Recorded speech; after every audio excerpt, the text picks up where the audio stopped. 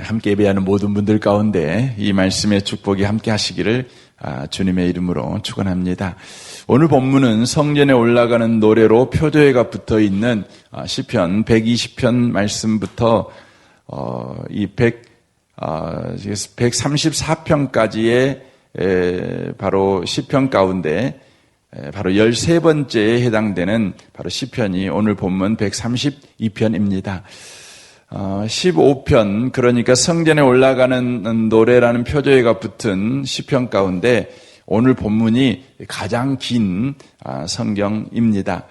이 시편을 누가 기록했는지 정확하게 알 수는 없지만 성전 건축하기를 원하는 다윗의 열망이 고스란하게 나타나 있고 하나님과 다윗과 맺은 언약을 이렇게 언급하고 있는 것을 통해서 아마 솔로몬이 성전을 건축하고 봉헌할 때 드렸던 바로 시편이 아닐까, 그러니까 솔로몬이 지은 시가 아닐까 이렇게들 추측하고 있습니다. 1절을 보겠습니다. 여호와여 다윗을 위하여 그의 모든 겸손을 기억하소서라고 말하고 있습니다. 다윗을 위하여 그의 모든 겸손을 기억하소서라고 되어 있습니다. 성전을 이제 짓는 다윗을 지금 말하고 있는데요. 여기에 모든 겸손, 이 겸손이라는 단어가 낮아짐이죠. 낮아짐. 그런데 이 겸손이라는 이 히브리 단어가 성경에서는 여러 용례로 쓰여집니다. 고난, 고통, 낮아짐, 압박, 이런 단어로 쓰여지게 됩니다. 그래서 우리가 읽고 있는 성경은 개정 성경인데 과거의 개역 한글 성경을 보면 이 1절을 이렇게 번역해 놨습니다. 여호와여 다윗을 위하여 그의 모든 근심한 것을 기억하소서 이렇게 번역해 놨습니다. 그러니까 겸손과 근심을 바로 동일시하고 있는 걸 보게 됩니다. 또 최근에 나오는 표준 세번역 성경을 보면 그가 겪은 그 모든 역경을 기억하소서 이렇게 바로 번역해 놓은 것을 보게 됩니다. 그러니까 다윗은 성전을 건축하는 그 일을 위해서 참으로 많은 고난을 겪고 있다는 것을 보게 됩니다. 그러니까 성전 건축을 위해서 그가 자발적으로 고난 가운데 참여하고 있는 것을 바로 보게 되어진다고 하는 것입니다. 그러니까 거룩한 고난, 거룩한 고민, 거룩한 근심 가운데 있는 다윗의 모습을 바로 보여주고 있다고 하는 것이죠. 하나님께서 다윗이 성전을 건축하겠다고 할 때에 노했습니다. 다윗은 당연히 하나님께서 예스할 줄 알았습니다. 선지자 나단 선지자도 다윗이 성전을 건축한다고 말할 때 그거 하나님이 너무 기뻐하시겠습니다 이렇게 말했습니다. 다윗이 성전을 건축해야 되겠다고 생각했던 계기는 여러분이 아시는 대로 다윗이 난공불락의 산지로 여겼던 기브온 족속들이 점령하고 있었던 이 시온산을 점령하게 됩니다. 그러니까 지금의 에루살렘이죠. 에루살렘은 난공불락의 산지입니다. 그런데 그곳에다가 성까지 쌓아버리면 과거의 무기로는 도무지 여러분 정복하기 어려운 도시가 여러분 에루살렘입니다. 여러분 에루살렘 가보면 금방 압니다. 그렇구나. 정복하기 쉽지 않구나. 대포나 비행기가 이렇게 발명되기 전에는 쉽지 않았겠다. 공성전을 통해서 무너뜨린다는 것은 그거 쉽지 않겠다. 이런 생각이 드는 곳입니다. 그런데 하나님께서 약속하셨던 그 가나안 땅에 최후에 남은 산지인 이 산지를 바로 다윗이 정복하게 됩니다. 그것은 무엇을 의미하고 있냐면 이제 전쟁이 끝났다는 것을 의미하고 있는 것입니다. 평화 시대가 도래하게 되었다는 것을 말하는 것입니다. 다윗이 이제 평화 시대가 오니까 이제 왕궁을 이제 건설하게 되는 것이죠. 그래서 이제 평안이 그에게 주어진 것입니다.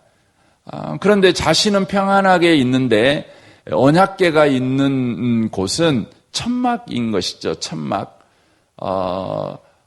본인은 백향목 집에서 살고 있는데 하나님의 언약궤가 이렇게 천막에 있는 것이 너무너무 안타까워서 성전을 짓고자 하는 마음이 생겼습니다. 그게 근심이 된 것입니다. 그런데 나단 선지자도 좋다고 하니까 얼마나 기뻤겠습니까? 그런데 이제 본격적으로 성전을 지으려고 하는데 하나님께서 나단 선지자를 통해서 노하신 것입니다. 그 이유는 여러분, 하나님은 살리시는 하나님이시잖아요. 여러분, 언약궤도 살리는 겁니다. 하나님의 임재를 상징하고 있는 언약궤, 또 성전, 이건 전부 다 살리는 곳입니다. 궁극적으로는 예수 그리스도를 예표하고 있죠. 예수 그리스도는 이 땅에 오신 목적이 뭡니까? 생명을 얻게 하고 더 풍성히 얻게 하기 위해서 오신 분이십니다. 그런데 다윗은 많은 전쟁을 통해서 많은 사람을 죽였습니다. 죽이는 자였습니다. 그러므로 죽이는 자와 살리는 성전이 어울리지 않는 것입니다. 그래서 우리 하나님께서 성전을 네가 지을 수는 없어. 대신 너의 자녀를 통해서 내가 성전을 짓게 하겠어 라고 말을 한 것이죠. 그때부터 다윗은 본격적으로 자녀가 성전을 건축할 수 있도록 철저하게 준비를 하는 것이죠. 그것이 바로 이 본문에 보면 모든 겸손이라고 번역을 해놨습니다. 어마어마한 자발적인 근심과 고통, 낮아짐, 그러니까 그때부터 본인은 못 먹고 못 입고 한 푼이라도 모아가지고 자녀가 성전을 지을 수 있도록 그렇게 하는 것을 보여주고 있다고 하는 것이죠. 성경 고린도후서 7장 10절은 우리에게 이렇게 말씀합니다. 하나님의 뜻대로 하는 근심은 후회할 것이 없는 구원에 이르게 하는 회개를 이루는 것이요, 세상 근심은 사망을 이루는 것이니라 라고 말씀합니다. 하나님의 뜻대로 하는 근심과 세상 근심을 대비해 놨습니다. 하나님 뜻대로 하는 근심은 구원에 이른다는 것이죠. 생명을 얻고 더 풍성함에 이르게 된다, 이걸 말씀하고 있지만 세상 근심은 사망에 이른다라고 말씀합니다. 하나님의 뜻대로 하는 근심과 세상 근심을 내용적으로 우리에게 잘 설명하고 있는 성경이 마태복음 6장입니다. 마태복음 6장에 보면 이방인의 근심이 나오죠. 몸을 위하여 무엇을 먹을까, 무엇을 마실까, 무엇을 입을까, 이게 세상 근심입니다. 거기에 보면 먹고 마시고 있는 것이 근심이다, 이 표현을 쓰고 있는 것이 아니라, 여러분, 먹는 거, 마시는 거, 입는 거, 오늘 뭐 먹을까, 뭐 입을까, 이 근심하는 것 그 자체를 세상 근심이라고 하지 않고 목적을 분명하게 써놨습니다. 네 몸을 위하여, 이렇게 써놨습니다. 그러니까 자신의 몸뚱아리를 위해서, 즉 내 생명을 내가 지키는 자라는 의식을 가지고, 내가 안 먹으면, 내가 내 몸을 돌보지 않으면 내가 죽어, 내가 어렵게 될 거야, 이렇게 내 인생은 내가 책임져야 돼, 이 의식을 가지고 먹을 거, 마실 거, 입을 것을 구하면 이건 세상 근심이라는 거예요. 그런데 먼저 그 나라와 그 의를 구하는 거예요. 여러분, 사람은 먹어야 되잖아요. 입어야 되죠. 마셔야 됩니다. 여러분, 무엇을 먹을까, 무엇을 마실까, 무엇을 입을까, 그 자체를 그리스도인은 생각하면 안 된다, 이렇게 성경을 읽으시면 안 돼요. 내 몸을 위하여 이렇게 돼 있는 거예요. 그러면 예수 믿는 사람들은 먹을 거, 마실 거, 입을 것을 여러분 생각해야 되는데 뭐 어떻게 생각해야 됩니까? 이렇게 돼 있어요. 너희는 먼저 그의 나라와 그의 의를 구하라, 이렇게 돼 있어요. 그러니까 먼저 그 나라와 그 의를 구한다는 말은 나라와 의라는 것은 하나님이 주인이셔요. 하나님의 통치예요. 그러니까 하나님이 먹을 것 주셔서 내가 먹는 거예요. 하나님이 입을 것 주셔서 내가 입는 것이죠. 그러니까 내가 먹을 때에 내가 벌어갖고 내가 먹는 거지, 이렇게 하나님을 잊어먹어 버려버리는 먹는 일을 하면 안 된다는 거예요. 그래서 먹든지 마시든지 무엇을 하든지 다 뭐 하라고요? 하나님의 영광을 위해서 하라. 하나님의 영광을 위해서 하라는 말은 무슨 말이냐면, 하나님이 내게 주셨어. 하나님이 이걸 먹을 수 있는 입맛도 줬어. 그런 거죠. 그러니까 한마디로 말하면 하나님에 대한 감사가 살아있는 의식주 생활을 하라는 것입니다. 이게 저와 여러분에게 꼭 필요한 것입니다. 우리는 그 육신을 가지고 있어서 먹는 것 앞에서 하나님을 생각하지 못할 때가 참 많습니다. 먹을 것만 생각해요.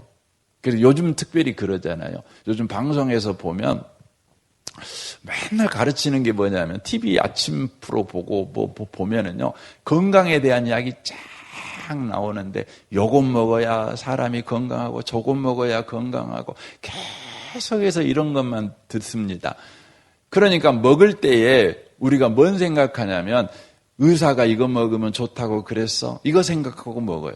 하나님께 감사가 없어요, 우리 가운데. 여러분 성경에 보면 그러잖아요. 그럼 감사함으로 먹으면 벌 것이 없대요. 이 말이 뭐냐면, 감사함으로 먹으면 다 보약이래요. 감사함으로 먹으면 0칼로리다 그 말이죠. 예, 그렇습니다.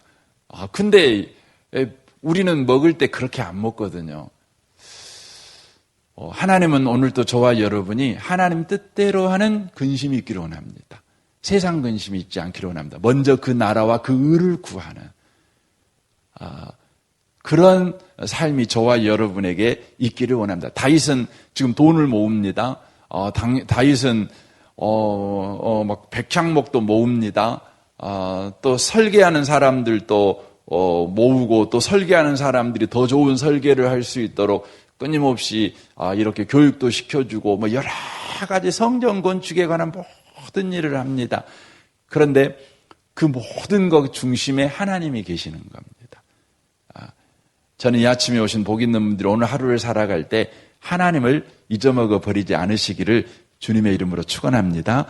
그가 여호와께 맹세하며 야곱의 전능자에게 서원하기를, 내가 내 장막집에 들어가지 아니하며 내 침상에 오르지 아니하고 내 눈으로 잠들게 하지 아니하며 내 눈꺼풀로 졸지 않게 아니하기를 여호와의 초소고 야곱의 전능자의 성막을 발견하기까지 하리이다 하였나이다 라고 말씀합니다. 다윗이 얼마나 성전 짓기를 간절히 원하는지를 지금 표현하고 있는 내용입니다. 여기 보면 내 집에 들어가지 아니하며 내 침상에 오르지 아니하고 내 눈으로 잠들게 하지 아니하며 내 눈꺼풀로 졸지 아니하기를, 이렇게 돼 있잖아요. 여러분 이렇게 살면 어떻게 됩니까? 여러분 죽습니다. 죽어요. 잠도 안 자고 심지어 졸지도 않는데요. 졸지도 않으려면 어떻게, 사람이 안 졸려면 우리 어렸을 때 공부할 때 안 졸라고 막 눈에다가 뭡니까? 뭐 이렇게 꽂기도 하고 뭐 막 그러잖아요. 옛날에 분들은 앞에다가 그 무쇠 그 소뚜껑을 놔둬가지고 그 앞으로 졸면 확 이렇게 찌게 만들고 뭐 하여튼 별방법을 써야 되잖아요. 심지어 잠만 오면 가서 얼른 가서 그냥 찬물로 세수 한번 하고 오고 뭐 이런 시도를 해야 됩니다. 여러분 그렇게 하면 어떻게 되겠어요? 뭐 이틀 3일은 할 수 있겠지만 5일 넘어 6일 넘어면 사람 죽습니다. 이것은 다윗이 그만큼 성전 건축에 대한 열망을 가지고 있었다고 하는 것이죠. 왜 성전 건축에 대한 열망을 그가 가졌는가? 다만 하나님의 집은 너무 안 좋고 자기는 너무 좋은 집에 사니까 하나님 앞에 너무 죄송하고 황송해서 그랬는가? 그렇지 않다는 것입니다. 그 표현을 여기 말씀에서는 뭐라고 표현하냐면 야곱의 전능자에게 소원하기를, 또 나아가 5절에 보면 야곱의 전능자의 성막을 발견하기까지 이렇게 되어 있습니다. 여기에 야곱이 나와요. 야곱 때문에 본인이 성전 건축을 해야 된다는 것이죠. 왜 야곱 때문에 성전 건축을 하는 것입니까? 그 이유는 여러분 야곱이 이제 그가 형을 피해서 삼촌 집으로 도망을 가잖아요. 베델에서 하나님께서 야곱을 만나 주시죠. 네가 어디로 가든지 내가 너와 함께 하겠다 말씀합니다. 그때 야곱이 창세기 28장 20절에 이런 소원을 합니다. 야곱이 소원하여 이르되 하나님이 나와 함께 계셔서 내가 가는 이 길에서 나를 지키시고 먹을 떡과 입을 옷을 주시어 내가 평안히 아버지의 집으로 돌아가게 하시오면 여호와께서 나의 하나님이 되실 것이요 내가 기둥으로 세운 이 돌이 하나님의 집이 될 것이요 라고 돼 있어요. 돌을 딱 세웠거든요. 그런데 바로 그곳에 뭘 세우겠다고요? 하나님의 집, 성전을 세우겠다 이렇게 약속합니다. 하지만 야곱은 후에 돌아와 가지고 그곳에 성전을 짓지 않습니다. 다만 그곳에서 하나님 앞에 제단을 쌓았을 뿐입니다. 제단만 쌓습니다. 그러니까 지금 다윗이 고백하고 있는 것은 내 조상 야곱이 약속하셨던 그 약속을 내가 성취하겠습니다. 지금 이걸 말하는 것이죠. 이것은 복선을 깔고 있는데 야곱의 인생의 약속을 신실하게 지켜주시듯 내 인생에 하나님이 약속을 지켜주셨습니다. 그러므로 야곱이 성전을 짓겠다고 약속해서 못 지었지만 제가 그 성전을 지음으로 하나님이 약속을 지키신 신실한 하나님이라는 것을 모든 세상 가운데 모든 백성 가운데 공포하는 일을 하겠습니다. 지금 이 표현입니다. 그러니까 성전 건축은 다만 인간적인 마음으로 아이고 하나님한테 좋은 집 지어줘야지 이 의도가 있는 것이 아니라 하나님은 약속을 지키시는 신실한 하나님이십니다. 이것을 모든 사람들에게 바로 공포하는 간증하는 바로 목적으로 신앙 고백으로 성전을 건축하겠다라는 의미가 바로 숨어져 있다고 하는 것입니다. 이 아침에 오신 복 있는 성도 여러분, 우리의 모든 삶은 하나님에 대한 신앙 고백으로 해야 되는 것이죠. 우리가 하나님에 대한 헌신의 바로 표시로 뭔가를 하는 것이 아니라 하나님이 내 인생에 이렇게 헌신하셨습니다.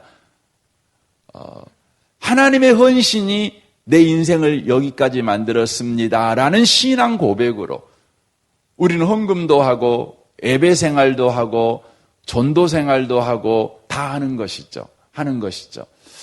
하나님, 내가 하나님 앞에 내가 이렇게 헌신하겠습니다.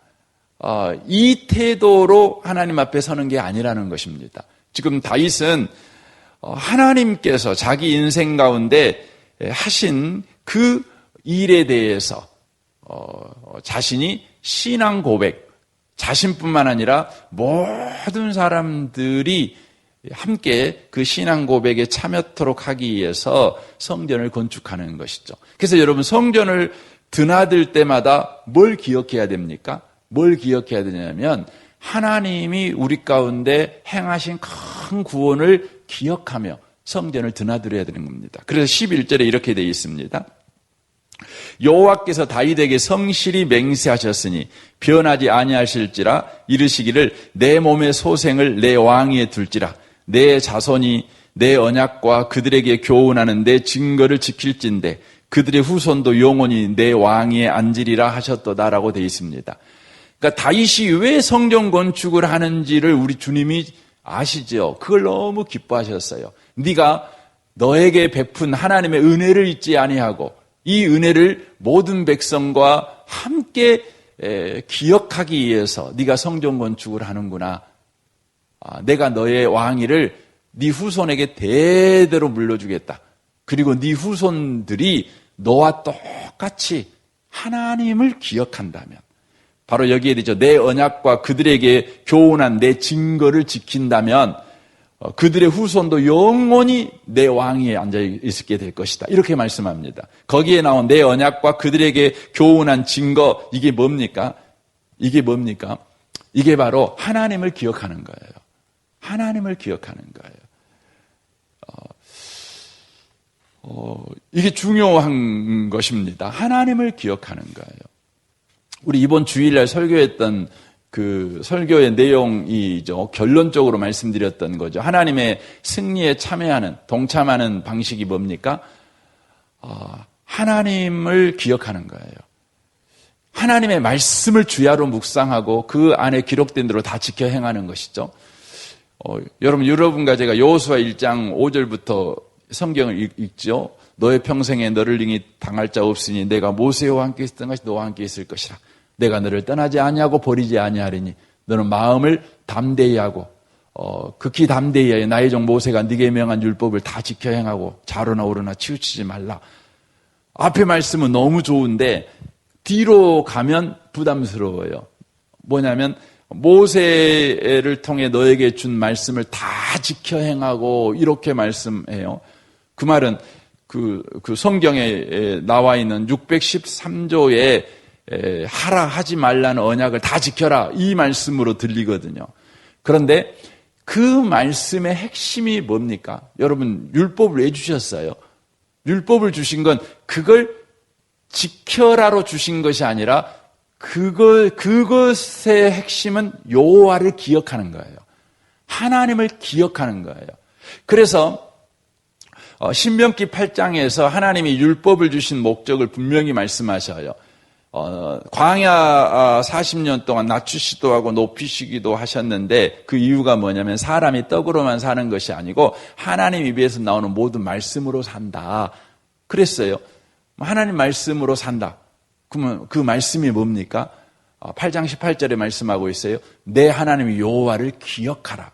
이거예요. 하나님을 기억하는 거예요. 그래서 하나님께서 이스라엘 백성을 향해서 계속해서 원했던 건 뭐냐면 기억하는 거예요. 하나님 기억하는 거예요.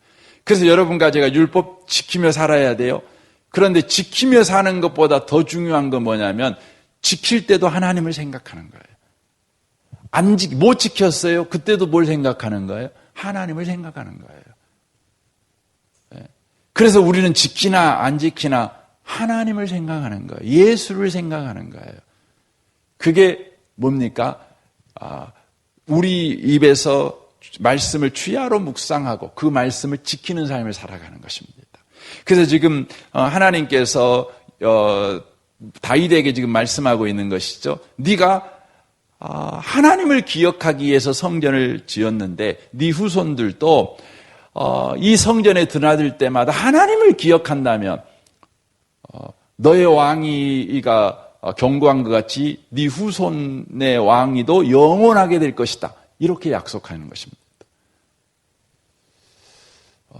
하지만 다윗의 후손들은 하나님을 기억하지 않죠. 나라 자체, 이 이스라엘이라는 나라 자체가 항상 풍전등화입니다. 여러분 이스라엘 지도를 놓고 세계 전체 지도를 딱 보면 이스라엘은 동서무역의 바로 중심에 있습니다. 그러니까 서양 사람들이 동양을 침범하려면 반드시 이스라엘을 점령해야 됩니다. 이게 전략적 요충지거든요. 동양 사람들이 서양을 정복하려다 해도 반드시 이스라엘을 정복해야 됩니다.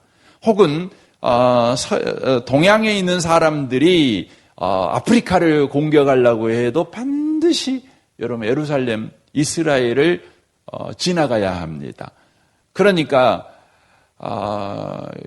욕망을 가진 왕이 등장하기만 하면 이스라엘은 항상 긴장해야 됩니다. 주변 상황이 어렵습니다.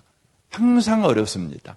그러니까 다윗의 후손들이었던 왕들이 그 어려운 상황에서 항상 성전을 건축했던 다윗의 마음, 하나님을 기억하자. 여호와를 기억하자. 이것을 성전을 볼 때마다 생각하고 그들이 하나님을 의지하고 나아갔다면 그들의 왕위는 견고했을 것입니다. 그런데요, 그들은 어떻게 했어요? 아수르아가 쳐들어오잖아요. 그러면 이집트에 가서 도움을 구하는 거예요. 이집트 가서 도움을 구하는 거예요. 좀 살려주세요. 도와주세요. 하나님을 기억하지 않아요. 기억하지 않습니다. 그래서 결국은 망한 겁니다. 저는 이 아침에 오신 복 있는 분들이 하나님을 기억하십시오. 우리에게 하나님이 기도라는 걸 주셨고, 헌금하라고도 하시고, 또 찬송하라고도 하시고, 이런 모든 걸 주셨거든요. 이건 어떤 의미로는 성경과 같은 것입니다. 그것들을 행할 때마다 우리가 하나님을 기억해야 됩니다. 오늘 여러분에게 직장 생활도 주셨어요. 또 가정 생활도 주셨어요. 하나님을 기억하는 것입니다. 저와 여러분이 하나님을 기억하는 오늘 복된 하루를 살아가심으로 계속해서 하나님이 구원자이시고 하나님이 공급자이시며 하나님이 인도해 주시는 것을 경험해가는 복 있는 하루를 살아내시기를 주님의 이름으로 축원합니다. 아멘. 우리 같이 기도하겠습니다.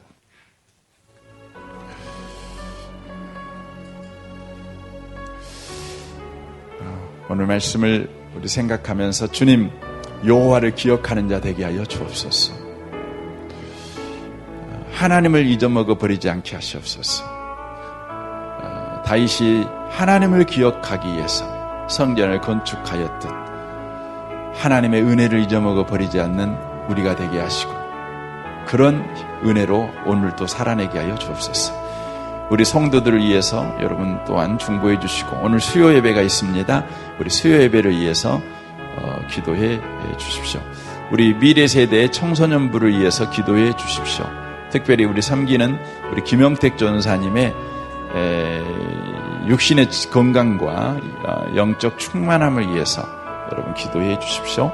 이 나라와 이 민족과 우리 북한과 열방을 위해서 또 선교사님들을 위해서 우리 이 아침에 기도했으면 좋겠습니다. 우리 좋으신 주님께 이 아침에 통성으로 구하겠습니다. 기도하겠습니다.